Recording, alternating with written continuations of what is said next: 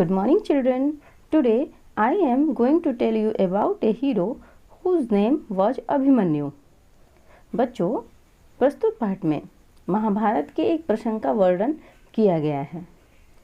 इस प्रसंग में वीर अभिमन्यु के चरित्र का चित्रण किया गया है कि किस प्रकार महाभारत की युद्ध भूमि में वीर अभिमन्यु ने अपने कौशल का प्रदर्शन करते हुए कौरवों के छक्के छुड़ा दिए. तो आइए इसके बारे में विस्तार पूर्वक जानते हैं. बच्चों, वीर अभिमन्यु कुरुक्षेत्र में कौरवों के रथी महारथियों से अपने प्राणों को दांव पर लगाकर लड़ते हुए वीर गति को प्राप्त होने वाला अभिमन्यु अर्जुन एवं सुभद्रा का पुत्र था. वह अर्जुन के समान ही सूरवीर था. वह सभी प्रकार के शस्त्र संचालन में प्रवीण था. उस बालवीर द्वारा दिखाए गए अद्भुत शौर्य की तुलना हो ही नहीं सकती. बच्चों, जब महाभारत के युद्ध में कौरवों की तरफ से द्रोणाचार्य द्वारा पांडवों के लिए चक्रव्यूह की रचना की गई, तो उस चक्रव्यूह को तोड़कर युद्ध करने का साहस केवल अर्जुन पुत्र अभिमन्यु ने किया. महाभारत के इस धर्म युद्ध में वीर अभिमन्यु के साहस, धैर्य, कर्तव्यपरायणता आदि का वर्णन किया गया है. तो आइए इसे पढ़ते हैं. यह सत्य ही कहा गया है कि जब जब धर्म की हानि होती है और अधर्म की वृद्धि होती है, तब तब ईश्वर नए रूप में अवतरित होते हैं. साधुओं की रक्षा करने के लिए, पाप कर्म करने वालों को दंड देने के लिए और धर्म की भलीभांति स्थापना करने के लिए. प्राचीन काल की बात है.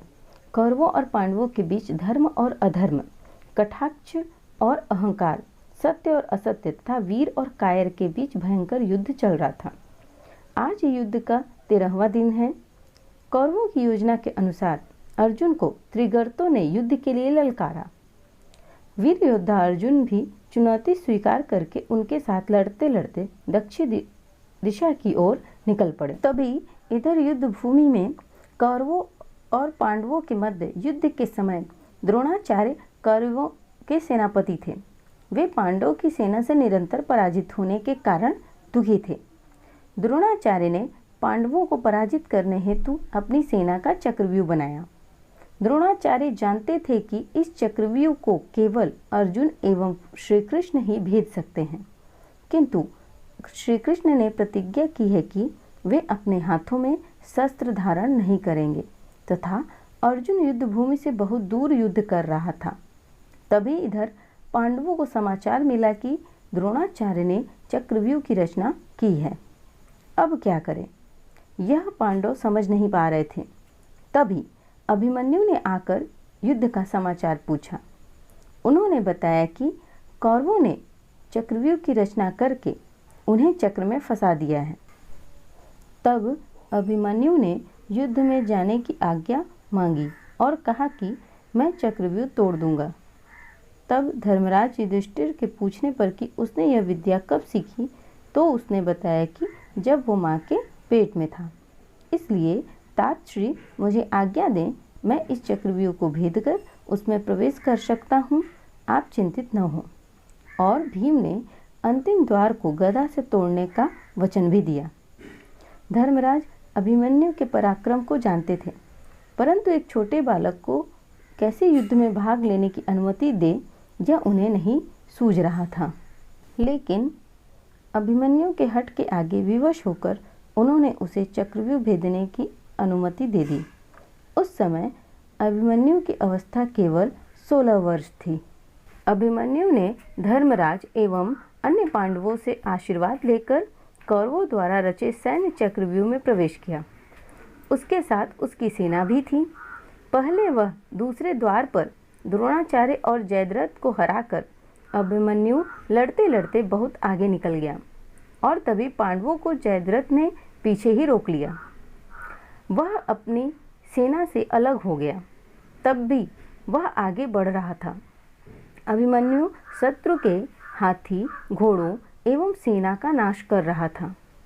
उसने द्रोणाचार्य एवं अन्य वीरों को बहुत त्रस्त कर दिया. उसका शौर्य देखकर कौरव भी आश्चर्यचकित हुए. तभी एक साथ सभी महारथी अभिमन्यु पर एक साथ प्रहार करके उसका रथ तोड़ देते हैं। सभी महारथियों से अकेले लड़ते लड़ते अभिमन्यु घायल होकर भूमि पर गिर पड़ा।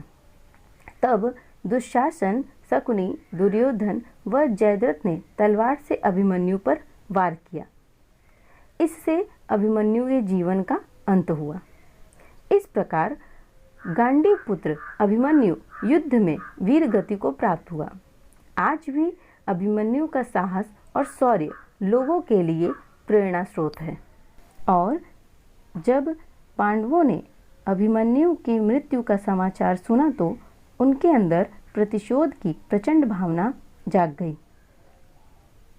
तब अर्जुन त्रिगर्तों की सेना का नाश करके कुरुक्षेत्र की रणभूमि में वापस आए और अपने पुत्र अभिमन्यु की वीर गति की कथा सुनते हैं। उसी क्षण अर्जुन ने अगले दिन सूर्यास्त से पूर्व जयद्रथ का वध करने की प्रतिज्ञा की। वह प्रतिज्ञा पूर्ण कर अर्जुन ने अपने पुत्र के वध का प्रतिशोध भी लिया। अभिमन्यु जैसा वीर साहसी बालक आज भी हमारी स्मृति में जीवित है।